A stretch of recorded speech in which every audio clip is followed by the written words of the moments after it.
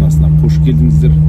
Бүгінгі мына матч алдындағы осындай бір ойларымды, жалпы соңғы кездер қазақ футболында болып жатқан ойларымды Брюссель-Люксембург арасындағы пойыздың ішінде жазғанды жөн санадым. Өйткені 3-4 сағат уақыт тық жол негізі, сондықтан біраз ойланып сөйлеуге уақыт бар. Бірінші мәселе, кешегі біздің жеңілісіміз көп талқыға түсіп жатыр. Әлбетте әлі де айтылады. Көп адам пікірін білдіріп жатады. Бұл жүйелі қателіктердің соңынан келіп тұрған жағдай. Мен ұлттық құрама командада соңғы 3-4 жыл жұмыс істеп жүрмін.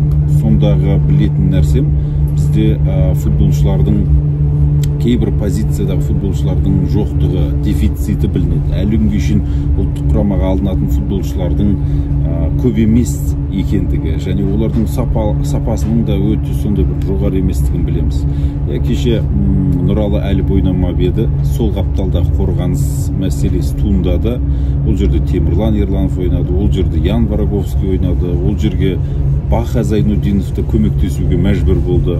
Бірінің артын бір жауып тұру керек еді, және бір адам қателескеннен кейін екіншісі де қателесе бастайды. Ол цепочка секілді тізбек болып кете береді, жалғаса береді. Футбол деген сол. 10 адам жасыл алаңда ойнаған кезде қақпашымен енді 11 деп санаймыз. Негізінен 10 адам ойнайды ғой. Сол жерде енді қақпашыларды қарсы шығуы мүмкін.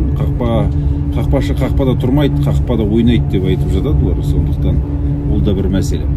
Енді қараңыз, бізде артқы жартылай қорғаушы мәселесі өте қиын. Абзал Бейсебеков алаңға шықты. Білесіздер, Қазақстан ұлттық құрама командасында 50-ден астам матч өткізген. Кеше 54-ші матчын өткізген, жамас қателеспесем. Оның жанында ойнаған Әділет Сәдібеков, ол жас бала, енді ұлттық құрамаға алынып жүрген, жасы 21-де. Одан басқа жігіттерді бір осы позицияда өмір бақи ойнап жүрген деп айта алмаймыз. Исламбек Қуат ойнап жүрген, позиция ауыстырмаған, сол жерде ғана ойнайды. Қапталда қорғаушы болып, немесе шабуылшы болып ойнамайды.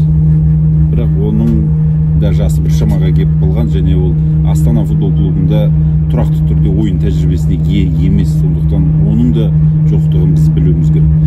Сондықтан екінші мәселе, менің өзімнің жеке пікірім, Магомед Мұсаұлы Әдиев қорғаныста адам көп болған кезде, көп шоғырланған кезде қарсылас былай өтемайды. Олардың Жапелкас, Бакасетас секілді футболшылардың дриблингке жеке шеберлігінде ақау бар. Ондай футболшылар емес, ол испаниялық, италиялықтар емес, ол дриблинг жасап өтіп кететін Мудрик секілді Челсиде ойнайтын футболшылар емес, олар Панатинаикос пен Олимпиакоста ойнайтын футболшылар. Олар құрып былай паспен тоқып ойнайды. Ары кеткен кезде бұрыштама стандарттың кезінде бір гол салуы мүмкін деген ғана ой туындады матчқа дейін. Және сөйтті көп футболшыны шоғырландырып тастаймын. 5 қорғаушы артта жүріп, 2 артқы жартылай қорғаушы ортада жүріп, сонда 7 адам қақпашымен 8 адам қорғанамыз. Элхан Астанов, Самародов, Чесноков үшеуі тек қарымта жылдам шабуылға қашып отырады. Осы позиция, осы ойы міне. Егер Қазақстан ұлттық құрама командасы сол 7 адаммен қорғанып жүріп, бірінші тайм 0 гол жібергенде қызықтың көкесі сонда болатын еді. Міне, бірінші таймды 0-0 ойнай алмады Қазақстан ұлттық құрама командасы. Бірінші таймде 15 минутқа дейін 2 гол жіберіп қойды. 15 минут деген алғашқы 15 минут деген өте маңызды кезеңдер. Соны біз ұстауымыз керек. Бағдат Қайыров пенальти жасап алды, Пелкас әдейі істеді, аяғын қойып үлгерді, сөйтіп қалады. Мен эфирдің барысында да айттым, кімнің қателескенін, кім қандай позицияны жауып тұру керек. Енді әлбетте қазір телевизордан қосып көрсетіп, мінекей жігіттер мына жерде қателестіңдер, мойындаймыз қателестік. Бірақ ол ойын барысында, интенсивті жүгіру барысында ми деген соншалық істеп тұрмайды ғой. Мәселе сонда, футболшылар жылдам қарсылас шабуылдаған кезде позицияны дұрыс таңдай алмай қалып жатыр. Мәселе сонда. Бұл әлбетте біз ары қарай кетеміз. Қазір балалар футболындағы фундамент туралы сөйлеп кетуіміз мүмкін. Ол өте ұзақ процесс, сондықтан дәл қазір мына матчтағы болған оқиғаларды осы күйге жауып қоюымыз керек. Ендігі біздің болашағымыз, жалпы ұлттық құрама команданың бет-бейнесі қандай болу керек деген мәселе туындайды. Бірінші кезекте Қазақстан ұлттық құрама командасында бізде қазір орталық қорғаушылар ірі денелі көп те емес. Қапталда ойнайтын қорғаушылар біз саусақпен санарлық таппай қаламыз кейде. Қапталға кім көрінгенді ойнатамыз кейде. Сондай жағдайлар болып қалады. Өткен жыл білесіздер, Бағдат Қайыров ұлттық құрамаға алынбай жүрген кезде, Михаил Габышев жарақат алып қалған кезде масқара қиын жағдайлар болған. Лев Скворцовқа звондаған кездеріміз болды. Мысалға да басқа да футболшыларды шақыртқан кездер болды. Сондықтан менің ойымша Европадағы көптеген қазіргі италиялық командалар өнер көрсетеді, испаниялық командалар ойнайды. 4 қорғаушы жүйесіне ауысуымыз керек. Яғни 2 орталық қорғаушы, 2 ірі денелі жаңағы Сергей Малый секілді, Марочкин ғой енді, Марочкин және оның қасына бір адам қосуымыз керек. Ол бір адамға мен тауып тұрмын, Нұралы Әліп, ол сол аяқпен ойнай алатын орталық ірі деңгейдегі қорғаушы. Пожалуйста, сол ойнасын Нұралы. Енді оның қапталына кәдімгі қапталмен жүгіріп жүрген біздің латеральдар бар. Вараговский, Бағдат Қайыров бар, басқасы да бар. Марат Быстров та негізі сондай. Оны қинап орталық қорғаушы қылудың ешқандай қажеті жоқ. Енді амалсыздықтан туындаған жағдай, үшінші орталық қорғаушы жоқ болғаннан кейін Магомед Мұсауладиев Марат Быстровты жылдамдығы бар, кішкене тазалап жүгіріп отырады дегендегі келтіріп алған еді. Сөйтіп ауыстырған еді. Ол оған көнді, енді бапкер айтқаннан кейін көнді, бірақ ол негізі қапталда ойнағысы кеп өліп тұрған адам ғой, былайша айтқанда. Бір бүйрегі қапталға бұрып тұр десек те болады.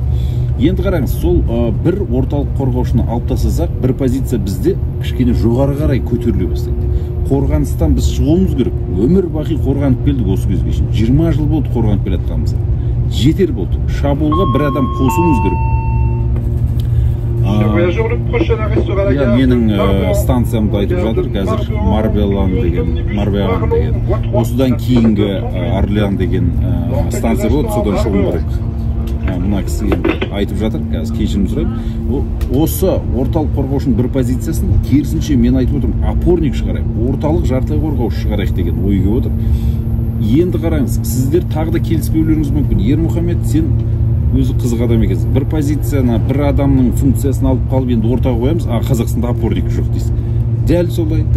Бұл проблема ол жерден де шығады. Бізде жаңа Чесноков, Елхан Астанов, қапталда ойнай беретін вингерлер, шабуылға икемі бар жігіттер бар, құдайға шүкір. Енді жаңа кеше Асқат Тағыберген ойнаған жоқ қой, бірақ енді болашаққа алып қарайтын болсақ, Асқат Тағыбергеннің жасы 33-ге келген адам екенін біз мойындаймыз, әңгімесі жоқ, біраз ойнады, еңбегі сіңді. Оның орында түбі мына Әділет Сәдібеков дейміз, Қазақстан жастар құрама командасынан алынатын жігіттер бар. Қайраттың футболшыларында біз күтіп отырмыз, академиясынан шығып келе жатқан Буранчиев, Қасабулат, Әділет Сәдібеков, осылар біздің ұлттық құрамаға алыну керек. Одан бөлек Абылайхан Назымханов деген жігіттер шығып жатыр, Шахтерде ойнайтын.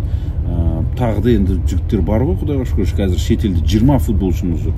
Сондықтан еуропалық футбол ойнауымыз керек болатын болса, бізге 3 опорник керек негізі. Кезінде білесіздер, Жозе Мауриньо опорниктерді, Ластана Диара, Майкл Эссенді де өзімен бірге алып кеткен кезі болды.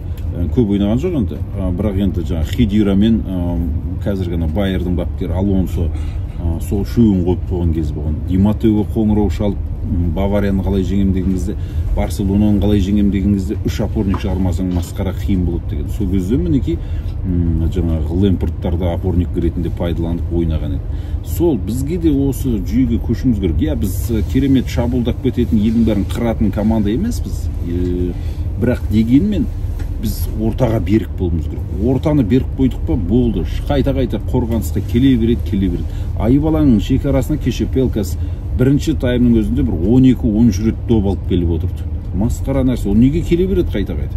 Неге ол Бағдат Қайыровты қинай береді? Неге ол ар жақтағы жаңағы екінші нөмірдегі Балдок деген ойыншысы Темірлан Ерлановқа қайта-қайта шабуылдай береді? Оларға доп бір таймның кезінде 5 рет, 6 рет қана келу керек. Міне, ол 5 голдың 5-еуінде де сол жақтың 12-13 рет келіп жатыр, екеуі қаптап. Сондықтан орталық зона жоқ. Орталық зонада Абзал Бейсебеков ойнады. Біріншіден естеріңізге салайық, Абзал Бейсебеков ол опорник емес. Ол қапталда ойнайтын, оң қапталда ойнайтын қорғаушы ол. Тәжірибесіне сүйеніп шығарып отырмыз. Амал жоқ. Бойы бар, ірі денелі, баспен таласады деген. Абзалға онда ешқандай әңгімем жоқ. Ол еңбегі сіңді, ойнаған, әбден адам жоқ болғаннан келіп жүрген жайы бар.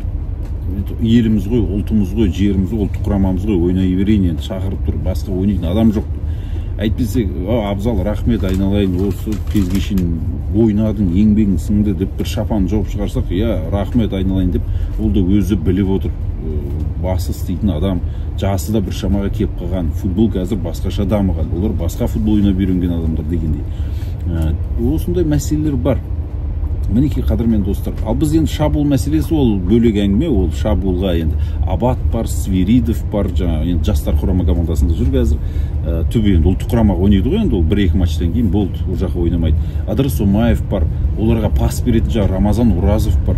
Болды ғой, орталық алаңды біз көбейтуіміз керек, күшейтуіміз керек, шоғырландыруымыз керек. Ортаны бермесек, кез келген қарсыласқа біз одан сайын мықты болып түсетіміз. Кеше менің бір сөзім, TikTok болсын, басқа да әлеуметтік желіде хит болып жатыр дейді. Қорғаушы көп болса, қой арам өледі, қақпашы арам өледі деген жағы. Қойшы көп болса, қой арам өледі деген сөздің теріс айналдырып айтқаным ғой. Сондықтан менің пікірімше, оны топырлап 7-8 адам бір-біріне сенімай, анау сен алсай, сен қайтарсай деген жағы бардақ қойын, былайша айтқанда. Сондай нәрсе болмас үшін қорғаныста олардың саны азайту керек. 4 адам міне алыс жерлерге 15-20 метр дистанция бойынша тұрда, қайтара бер, қорғана бер. 2-3 опорник қойайын деп отырмын. Соның екеуі тікелей қорғаныспен айналысатын опорниктер. Бәрін тазалап жүретін, топтың қай жағында Бағдат Қайыровтың қапталында ма бір опорник Сәдібек, соның жанында жүреді. Страховка, сақтандыру. Есік штоп маған пас берсем болады. Болмаса сенен өтіп кетсе мен қирата салам деген сияқты нәрсе болу керек қой футболда. Қарапайым нәрсе. Осы нәрсеге біз жетіп қалуымыз керек. Сондықтан бізге опорный футболистер керек, ортада ойнайтын. Сондай позицияда ойнайтын жастарымызды да біз күшейтуіміз керек, оларды қолдауымыз керек. Негізі мен осылай көріп отырмын команда. Енді біз қазір айтып отырмыз, Португалия чемпионатында Жил Висентеде ойнайды, біздің футболшылар Хорватия чемпионатында ойнайды дейміз. Белоруссияда жаңағы жарқырап жүрген Тараздың жігіттері бар. Өз біздің Қазақстан чемпионатының ішінде де қазір енді көрініп келіп жатқан футболшылар бар. Соларға сенім артамыз. Мінекей, мәселе осы. Енді Магомед Мұсаұлы Адиевқа әлбетте еңбегі зор сіңді. Ол Қазақстан футболшыларын біріктірді, бір команда қылды, ұжым қылды, тәрбие берді. Бәрі бір-бірі үшін алаңда қырылысатындығын, бірге жылайтынын бәрін көрсетіп отыр. Мінекей, осындай жағдай. Енді қараңыз, ол кісі бізге осылай біріксек, жайшын жиналып ойнай берсек, рух пайда болса, кез келген қарсыласқа төтеп беруге болатын көрсетті. Бірақ енді ол ұзақ нәрсе емес, ол уақытша нәрсе. Бір ойын қол жүрер, екінші ойынша Даниян отып кетерміз, бір сезінсек ойнап кетерміз, топ сондай болып қалса. Бірақ ол нәрсе болды, ол нәрсе ұзақ емес, ол тұрақты нәрсе емес. Әңгімесі жоқ. Магомед Мұсаұлы Адиевке алғыс айтамыз, рахмет айтамыз. Және бізге тура осы орталық алаңды керемет қылатын, осы жағына қарай жұмыс істейтіндей жағдай керек. Менің ойымша Магомед Мұсаұлы Норвегия, Словения, Австриямен болатын ұлттар лигасының екінші Б лигасы бар, Б лигасындағы матчтар бар. Соған да бапкер болып келеді, өйткені ол соның жолы, біріншісін жеңген, енді екіншісіне бара жатыр. Ортада іріктеуден өте алған жоқ. Енді өту деген бір енді нақты 100% қалай айтсам екен, мақсатта болған жоқ қой, мойындауымыз керек. Біз сондай ұлт емеспіз, әрбір әлем чемпионаты, әрбір Европа чемпионаты сайын шығуымыз керек деп тапсырма қояды. Ондайдан біз аулақпыз, сондықтан қадірмен ағайын жағдай осындай. Қазіргі қазақ футболындағы жағдай осы. Біз 2-3 жыл осы жаңағы мынау іріктеудің ұлттар лигасының топтық кезеңі аяқталғаннан кейін іріктеуді күтеміз. Осы іріктеуге бар күшіміз салуымыз керек, соған тыңғылық дайындалуымыз керек. Біз Б лигасының енді әлбетте жеңбейтіндігіміз түсінікті. Сондықтан реалист көзқараспен қарайтын болсақ, Мехико, Канада және Америка құрама штаттарында өтетін әлем чемпионатының іріктеуіне бар күшімізді қазірден бастап салуымыз керек. Бізге ұлттар лигасын жеңгеннен Б лигасындағы орын сақтап қалғаннан ештеңе де өнбейді. Одан толық жоқ. Керісінше Б лигасынан ұшып кетіп С лигасына түскеніміз дұрыс бізге. Сол пайдалы. Қазір көріп отырсыздар, С лигасының жеңгеніміздің арқасында Грекиямен тағы да бір қосымша матч, жұбаныш, бір кездесу, бір билетке талас болып жатыр мына жерде. Соған түсіп қала салуымыз керек одан да. 4-ші орын алып топтағы. Соңғы орынды алып дегенім ғой енді. Мінекей жалпы пікірім осындай, қадірменді ағайын. енді жол үстінде кетіп бара жатырмыз. Шындығым да осы, ойым да осы, қазақ футбол дамыса екен деп жатырмыз. Біраз жаңалықтар болса екен, мынаны өзгерту керек, мынаны өзгерту керек. Кешек бапкерлер де звондап жатыр маған, балалар футболын күшейтуіміз керек дейді. Әлбетте күшейтуіміз керек, соған система жұмыс істеліну керек. Соған түбі келеміз. Бүкіл Европаның футболын көріп жатырмыз, біліп жатырмыз. Қазақстанға алып келу мәселесі талқыланып жатыр, әлі де болады. Мінекей, сіздер енді мынау Телеграм арнам бар, комментатор Мәулен, соған тіркеле кетіңіздер. Одан бөлек жаңа Инстаграм парақшамда да 100 000 адам тіркеліп жатыр екен. 100 000 болыпты оқырмандарым. Қазақ футболын жақсы көретін адамның саны 100 000 ғой деп есептеймін өз басым. Сондықтан біздің YouTube арнамызды қолдай жүріңіздер, комментарийлеріңізді басыңыздар, пікірлеріңізді жазып отырыңыздар, мен бәрін оқып отырамын. Біздің де мына YouTube'дағы оқырмандарымыздың саны да 30 000-ға жақындап қалыпты. Сол 30 000-ға жеткізе кетейік. Одан бөлек енді айта кетуім керек, осы YouTube арнамның демеушісі бар, ол енді Fonbet компаниясы. Менің сол компаниядағы әріптестерім, олардың жаңалықтары, акциялары бойынша ақпаратты мынау осы видеоның астында комментарийде қатырылып тұрады, осында тіркеліп тұрады. Соны басып арқылы көрсеңіздер болады. Айтқым келген осы. Жеңісті күндерде жүздескенше сау сәлеметте болыңыздар. Сіздермен болған мен Ермұхамед Мәулен, Брюссель, Люксембург шойын жолының бойында осылай сөйледім енді.